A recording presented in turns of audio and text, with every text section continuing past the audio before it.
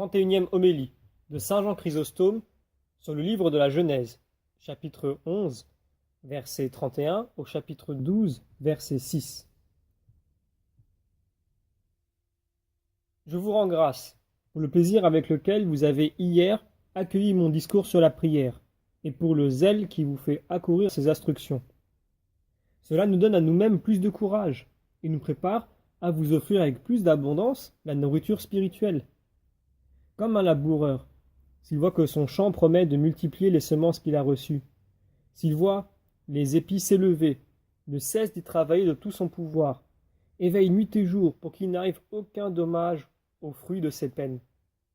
De même, moi aussi, voyant ce champ spirituel si florissant, et cette semence spirituelle si bien enracinée dans vos âmes, je me réjouis et je me félicite, mais je me prépare à un grand combat, connaissant la méchanceté de l'ennemi qui en veut à votre salut. Ainsi que les pirates sur mer, lorsqu'ils voient un navire rempli de marchandises, et portant d'immenses richesses, lui dressent principalement des embûches pour ravir la cargaison et dépouiller l'équipage. De même aussi le diable, quand il voit un grand amas de richesses spirituelles, un zèle fervent, un esprit vigilant, quand il voit que cette richesse s'augmente de jour en jour, il cherche à mordre et grince des dents. Comme le pirate, il rôde autour de vous, imaginant une foule d'artifices, afin de pénétrer par un joint, si petit qu'il soit, de vous renvoyer nu et dépouillé, et de vous ravir toute votre richesse spirituelle. Ainsi, soyons prudents, je vous en prie. En plus, notre richesse spirituelle augmentera, plus notre vigilance doit être active, afin d'éventer les pièges tendus de toutes parts, d'attirer sur nous, par la pureté de notre vie, la bienveillance de Dieu, et d'arriver à nous mettre au-dessus des traits du diable. Songez que c'est une bête féroce et pleine de ruses. Quand il ne peut nous conduire tout droit au mal, il nous séduit alors par ses illusions. En effet, il ne contraint et ne force personne, non sans doute. Il trompe seulement, et ceux qui le voient faiblir, il les terrasse. Ainsi, quand il ne peut faire usage du mal lui-même pour nuire ouvertement à notre salut, souvent il profite des bonnes œuvres auxquelles nous participons, pour jeter l'hameçon en secret et pour détruire toutes nos richesses. Que signifient ces dernières paroles? Il faut nous expliquer plus clairement afin d'éviter les embûches du démon et d'échapper à ses coups.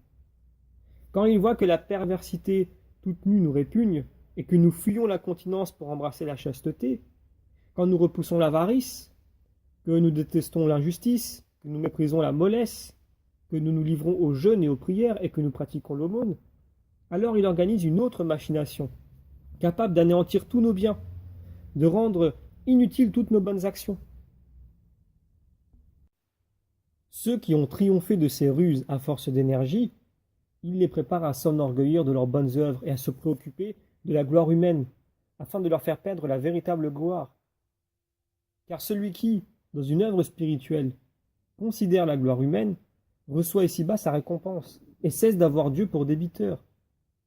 En effet, les hommes dont il voulait être loué lui ont accordé leurs éloges, et il se prive de ceux que le Seigneur lui avait promis, lorsqu'il préfère la faveur passagère de ses semblables à celle du Créateur de toutes choses.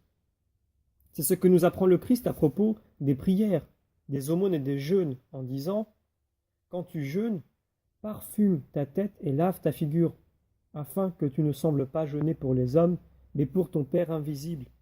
Et ton Père invisible qui le voit te le rendra. » Matthieu chapitre 6.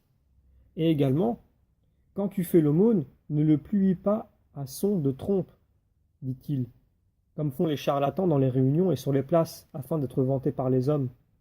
En vérité, je te le dis, ils ont reçu leur récompense. Vous voyez que celui qui recherche la gloire humaine perd la gloire divine, et que celui qui fait le bien en se cachant des hommes recevra publiquement, dans ce jour terrible, sa récompense des mains du Seigneur. Car ton Père invisible qui a les yeux sur toi te le rendra publiquement, nous dit les Écritures. Ne t'inquiète pas, dit-il, de ce qu'aucun homme ne te louera, de ce que tu feras le bien en secret. Songe plutôt que bientôt la libéralité du Seigneur sera d'autant plus grande qu'elle ne s'exercera point en secret ni à l'ombre, mais que, devant tout le genre humain, depuis Adam jusqu'à la fin des siècles, il proclamera et couronnera ta vertu, et te récompensera des efforts qu'elle t'a coûtés. Quelle excuse peuvent donc avoir les hommes qui, faisant aussi les mêmes efforts, sacrifient cependant pour la gloire passagère, vile et inutile que donnent leurs semblables, la gloire qui les attend du ciel?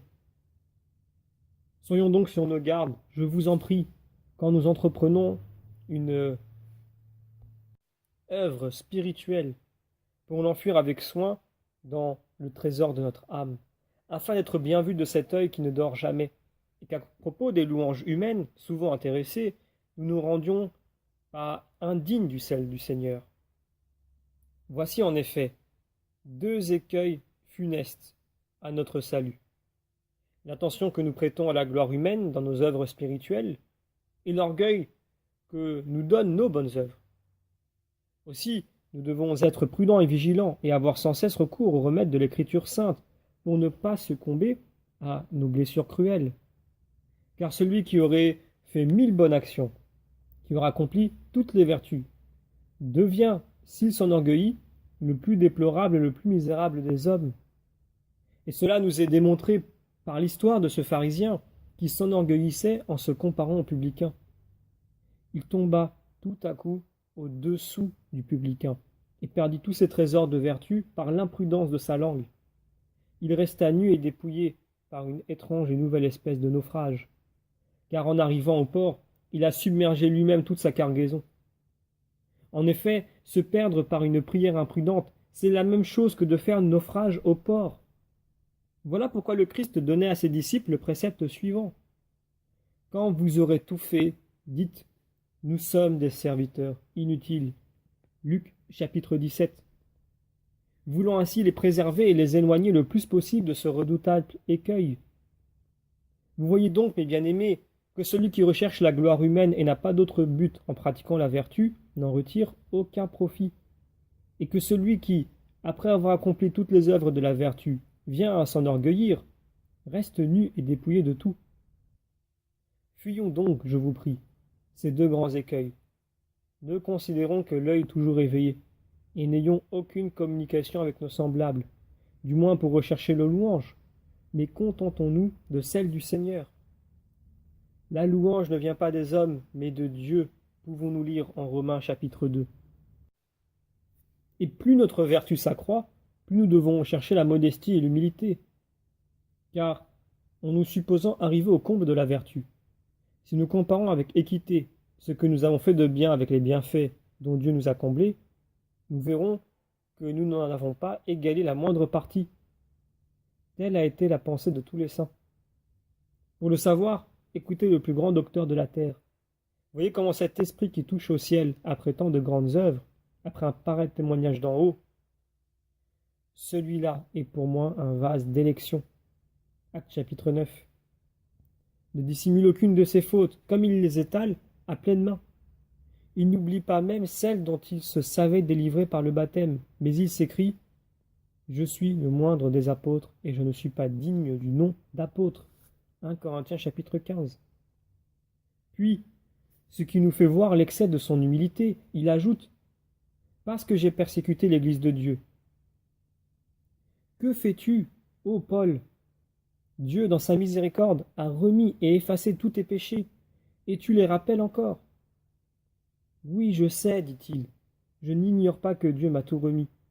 Mais quand je considère d'un côté ce que j'ai fait, et de l'autre l'océan de la divine miséricorde, je sais bien alors que c'est à sa grâce et à sa pitié que je dois d'être ce que je suis.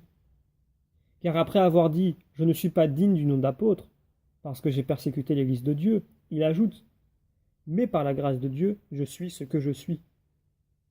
Je me suis livré, dit-il, à des transports de fureur, mais par sa grâce et sa bonté ineffable, il m'en a accordé le pardon. Ainsi, vous avez vu cette âme contrite et traînant sans cesse le souvenir de ses péchés, même de ceux qui avaient précédé le baptême. Nous aussi, imitons-le. Rappelons-nous chaque jour, même nos péchés antérieurs au baptême. Songeons-y constamment et ne les laissons jamais tomber dans l'oubli. Cela sera un frein suffisant pour nous maintenir dans la modestie et l'humilité. Mais sans nous arrêter plus longtemps sur un homme tel que Paul, voulez-vous examiner aussi Même dans l'ancienne loi, les hommes les plus méritants qui sont restés modestes malgré leurs innombrables bonnes œuvres et leur ineffable confiance en Dieu. Écoutez ce que dit le patriarche. Après avoir fait alliance avec Dieu et en avoir reçu la promesse, je ne suis, dit-il, que poussière et cendre. Genèse chapitre 18. Mais puisque nous avons rappelé le patriarche, nous allons, si vous le voulez, offrir à votre charité la lecture d'hier pour vous expliquer l'excellence de la vertu de ce juste. Tara prit Abraham et Nachor, ses fils, et Lot, fils de son fils, et Sarah, sa bru, femme d'Abraham, son fils, et il les emmena de la terre des Chaldéens pour les conduire au pays des Cananéens. Il vint jusqu'à Charan et s'y établit. Et les jours de Tara à Charan furent 205 ans. Et il mourut à Charan. Étudions attentivement, je vous prie, cette lecture pour comprendre le sens de ces paroles. D'abord, il semble se présenter une question. Tandis que le bienheureux prophète, donc j'entends Moïse, nous dit Tara prit Abraham et Nachor et les emmena de la terre des Chaldéens pour les conduire au pays des Cananéens. Il vint jusqu'à Charan et s'y établit. Saint Étienne faisait l'éloge des Juifs et il dit de son côté le Dieu de gloire s'est montré à notre père Abraham en Mésopotamie avant qu'il n'habitât Charan, d'où il le fit partir après la mort de son père. Acte chapitre 7. Quoi donc?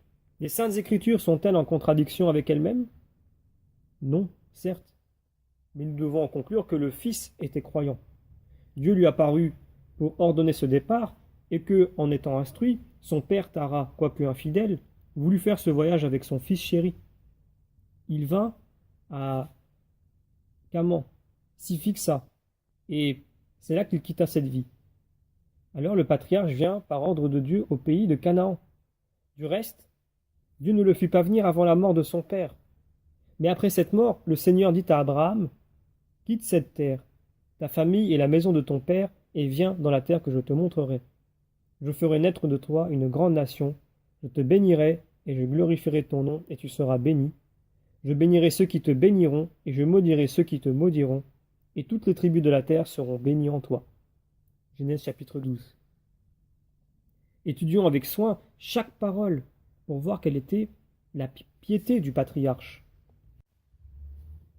Ne négligeons rien de ce qui précède, mais songeons à la gravité de cette injonction.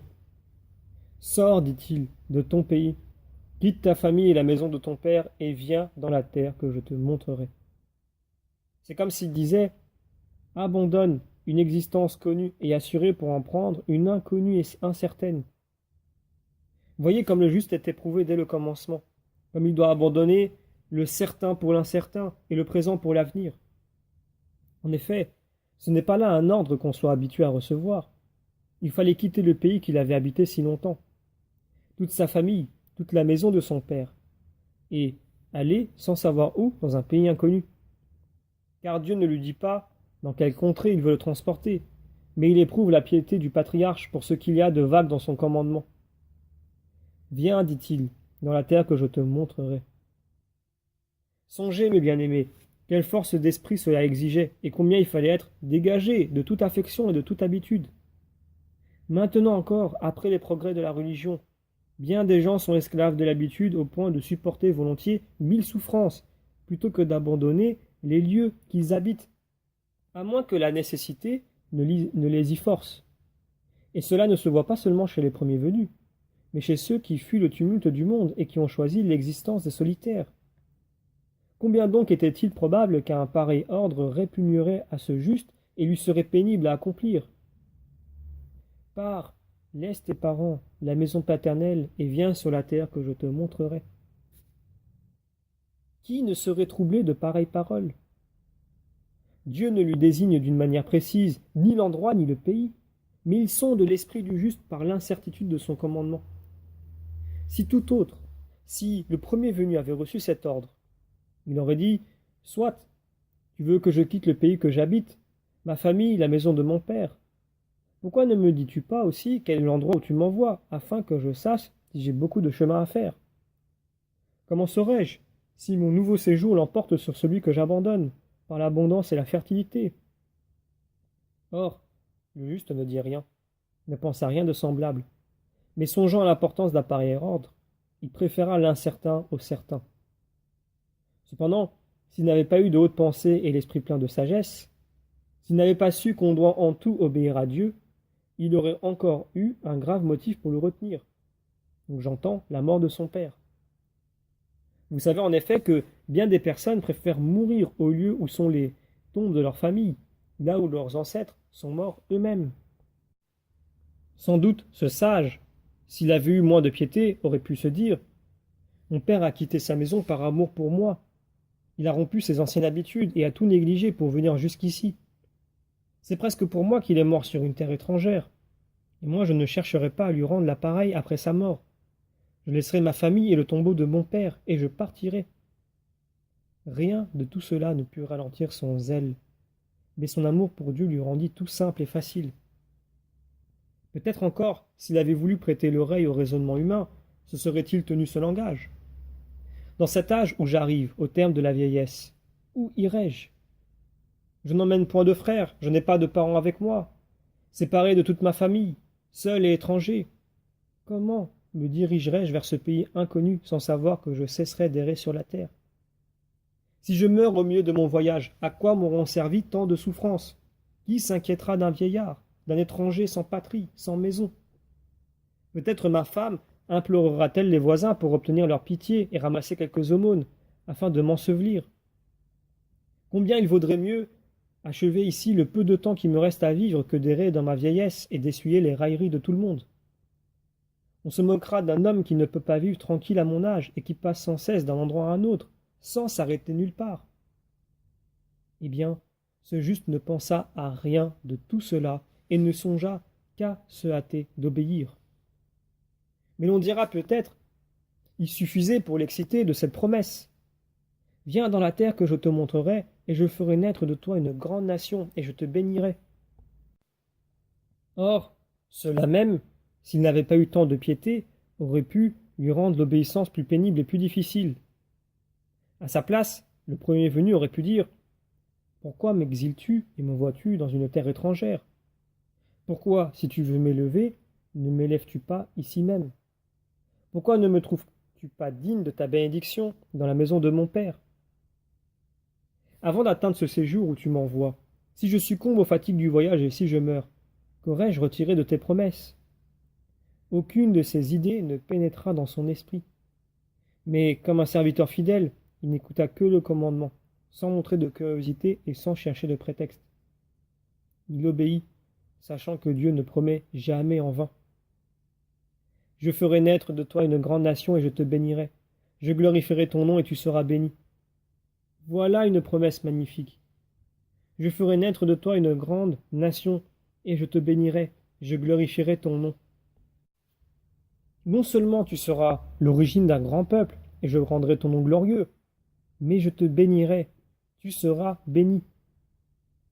Ne croyez pas, mes bien-aimés, qu'il y ait une répétition inutile dans les mots. Je te bénirai et tu seras béni. Je t'accorderai, dit-il, une telle bénédiction qu'elle s'étendra dans l'éternité. Tu seras béni, au point que l'on regardera comme le plus grand honneur d'être allié avec toi. Voyez, comme longtemps à l'avance et dès le commencement, il lui prédit l'illustration qu'il lui préparait. Aussi, les Juifs, fiers de leur patriarche, se vantaient de se rattacher à sa famille et disaient: nous sommes les fils d'Abraham. Mais, pour leur montrer que leur perversité les rendait indignes de cette descendance, le Christ leur dit: si vous étiez les fils d'Abraham, vous feriez les œuvres d'Abraham. Jean chapitre 8. De même, Jean le fils de Zacharie, quand il voyait les Juifs accourir à lui et s'empresser pour se faire baptiser, leur disait: race de vipères, d'où avez-vous appris à fuir la colère qui vous menace? Faites de dignes fruits de pénitence, et ne pensez pas à dire: nous avons pour père Abraham. Je vous le dis, Dieu peut faire sortir même de ces pierres des enfants à Abraham. Matthieu chapitre 3. Voyez-vous combien ce nom était grand aux yeux de tous? Mais longtemps avant l'accomplissement, la piété du juste se manifeste par sa confiance aux paroles de Dieu et la facilité avec laquelle il se charge d'un fardeau qui semblait si lourd. Je bénirai ceux qui te béniront, et je maudirai ceux qui te maudiront. Et toutes les tribus de la terre seront bénies en toi. Voyez comme Dieu s'abaisse jusqu'à lui, et quelle preuve il lui donne de son affection. J'aurai, dit-il, pour amis ceux qui vivront en paix avec toi, et pour des ennemis ceux qui voudront te nuire. Tandis que c'est à peine si les fils partagent les amitiés et les inimitiés de leur père. Voyez, mes bien-aimés, jusqu'où va la bienveillance de Dieu pour le patriarche. Je bénirai, dit-il, ceux qui te béniront, et je maudirai ceux qui te maudiront, et toutes les tribus de la terre seront bénies en toi. Voyez quel surcroît de libéralité. Toutes les tribus de la terre, dit-il, s'efforceront d'être bénies en ton nom et se feront un honneur de t'invoquer. Vous avez vu, mes bien-aimés, ce que commanda le Seigneur au vieillard de Chaldée, qui ne savait point la loi, qui ne connaissait pas les prophètes et qui n'avait reçu aucun enseignement. Vous avez vu combien de préceptes lui ont été donnés et combien il devait avoir d'élévation et de vigueur dans l'esprit pour les accomplir. Voyez aussi la sagesse de ce patriarche, ainsi que l'Écriture nous l'a fait sentir.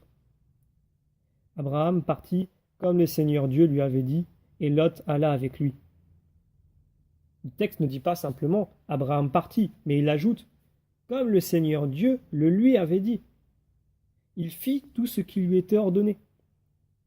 Dieu lui dit de tout abandonner, sa famille et sa maison, il les abandonna.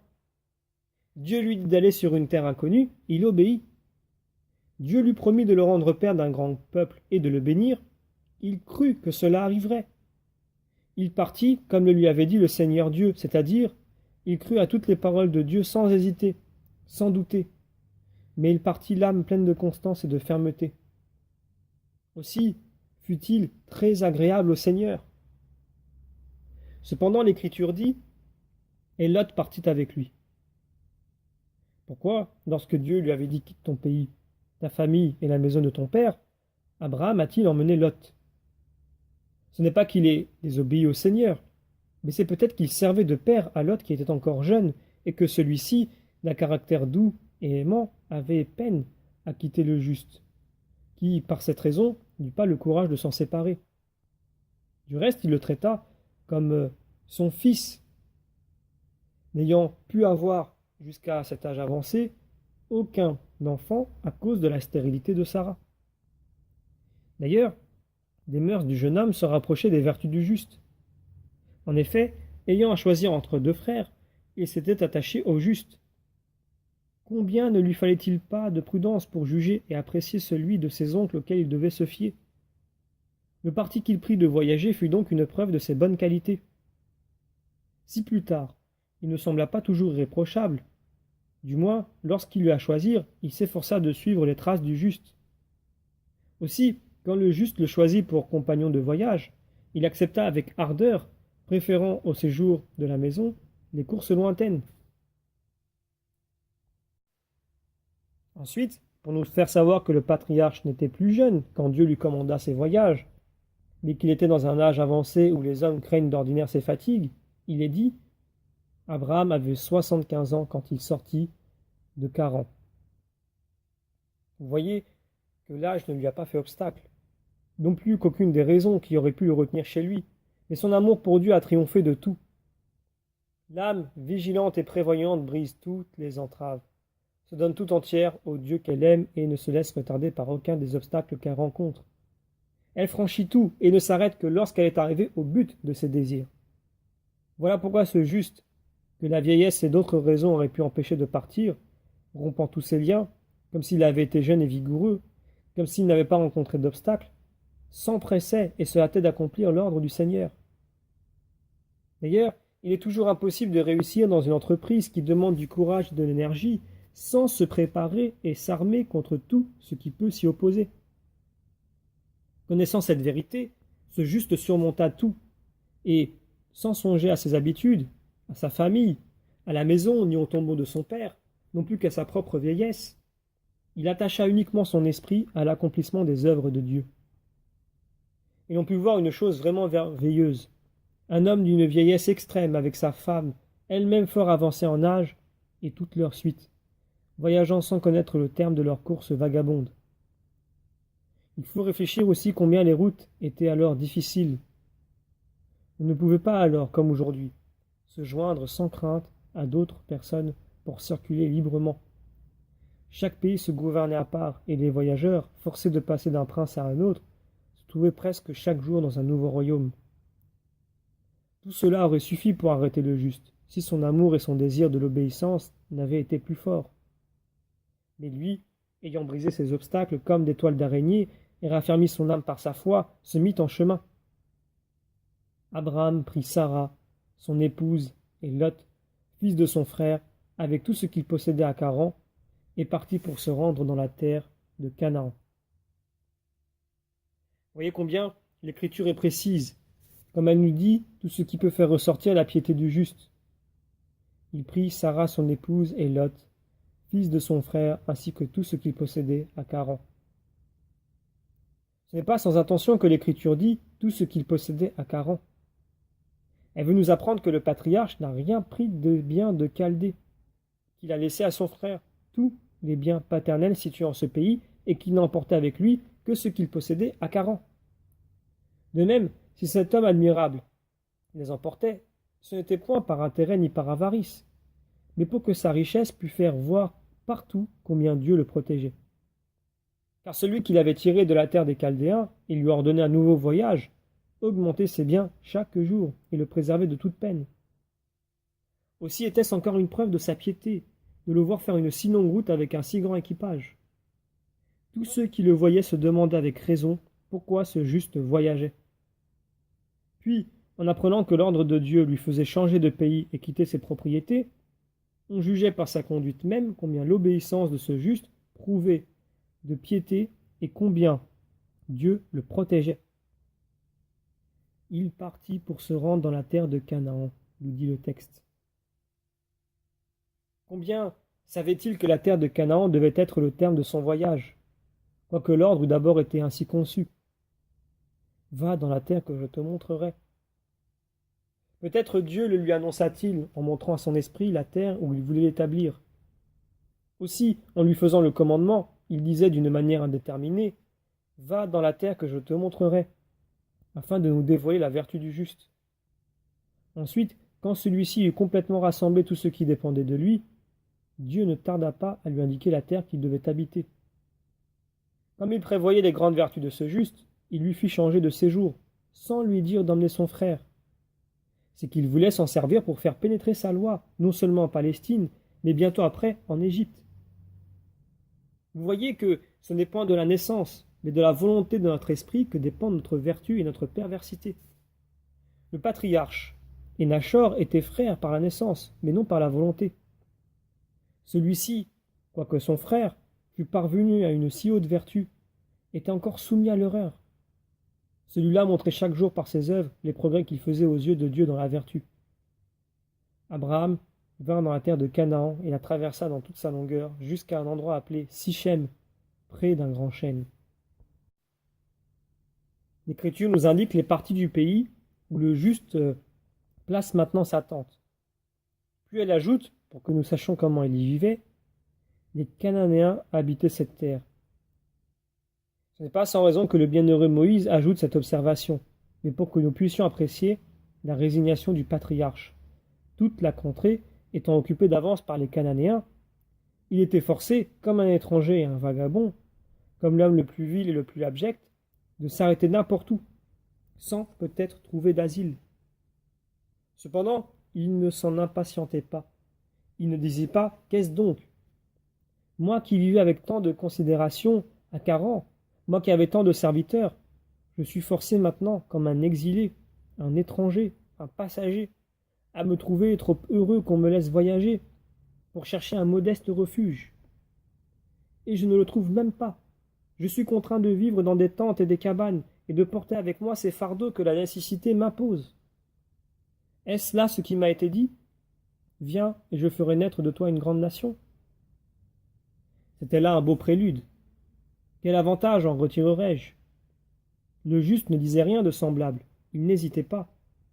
La fermeté de son esprit et la perfection de sa foi rendirent inébranlable sa confiance dans les promesses de Dieu, ainsi que sa sagesse, et il mérita d'en recevoir promptement la récompense d'en haut.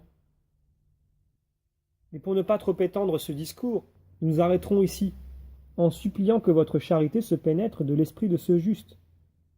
Ce serait le comble de l'absurdité de voir que ce juste, appelé d'une terre sur une autre terre, a montré tant d'obéissance, et que ni la vieillesse, ni les autres obstacles que nous avons comptés, ni la difficulté des temps, ni tant d'autres embarras capables de l'arrêter, n'ont pu ralentir cette obéissance, mais que, rompant tous les liens, il s'est précipité, il s'est hâté, comme si sa vieillesse avait été tout à coup rajeunie, emmenant sa femme, son neveu et ses serviteurs, pour accomplir l'œuvre imposée par Dieu. Tandis que nous, qui ne sommes point appelés d'une terre sur une autre terre, mais de la terre au ciel, nous ne montrerions pas autant d'ardeur que ce juste dans notre obéissance, mais que souvent nous prétexterions des raisons insignifiantes et insensées, et que ni la grandeur des promesses, ni la petitesse de tout ce que nous voyons, si fragile et si passager, ni la majesté de celui qui nous appelle ne suffiraient pour nous attirer, mais que nous serions assez négligents pour préférer ce qui est passager à ce qui est éternel, la terre au ciel, et les biens qui s'évanouissent quand on les touche à ceux qui ne finiront jamais. Jusqu'à quand, dites-moi, aurons-nous la folie d'amasser des richesses? Quelle est cette rage qui nous tourmente chaque jour de désirs si pénibles, qui ne nous accorde aucun repos, et qui nous met dans un état encore pire que celui des hommes ivres? Ceux-ci, en effet, plus ils boivent, plus ils ont soif, et plus le feu de leur passion est ardent. De même, ceux qui se sont laissés tyranniser par le désir des richesses ne cessent jamais de désirer. Plus ils regorgent de trésors, plus leur ardeur s'augmente, plus leur feu s'allume.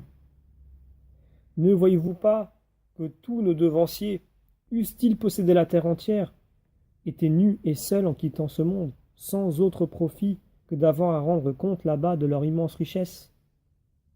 Quant aux biens qu'ils avaient amassés, différents héritiers se les sont partagés, mais tous les péchés commis pour l'acquisition de ces biens, c'est celui qui s'en va qui les emporte pour en subir l'épouvantable châtiment, sans pouvoir jamais tirer de nulle part la moindre consolation. Pourquoi donc, dites-moi, restons-nous si indolents pour notre salut, sans songer à notre âme plus que si elle nous était étrangère? N'entendez-vous pas le Christ qui nous dit « Que donnera l'homme en échange de son âme ?» Ou encore « Que sert à l'homme de regagner le monde, de gagner le monde, s'il perd son âme ?» Avez-vous rien qui puisse s'y comparer? Quand vous diriez « Toute la terre, ce ne serait rien », à quoi nous servirait-il, dit le Christ, de gagner le monde et de perdre notre âme, qui nous touche plus que tout? Et, cependant, cette âme si précieuse, qui exige tant d'attention et de soins, nous la laisserons chaque jour tirailler en tous sens, tantôt assiégée par l'avarice, tantôt déchirée par la luxure, tantôt flétrie par la colère, enfin agitée de mille manières par toutes les passions, et nous ne finirons pas par y songer. Qui pourra désormais nous juger dignes de pardon et nous sauver du supplice qui nous attend? Aussi, je vous en supplie, pendant que nous en avons encore le temps, purifions-la de ces souillures par d'abondantes aumônes qui éteindront le bûcher de nos péchés. En effet, l'eau éteindra le feu et les aumônes enlèveront les péchés, pouvons-nous lire en Ecclésiaste chapitre 3. Rien donc, rien n'est plus puissant pour nous préserver du feu éternel que l'abondance des aumônes. Si nous les faisons suivant les lois établies par le Seigneur lui-même, c'est-à-dire sans rien donner à l'ostentation, mais tout à l'amour de Dieu, nous pourrons effacer la souillure de nos péchés et obtenir la miséricorde de Dieu, par la grâce et la pitié de son Fils unique, auquel, ainsi qu'au Père et au Saint-Esprit, gloire, puissance, honneur, maintenant et toujours, et dans les siècles des siècles. Amen.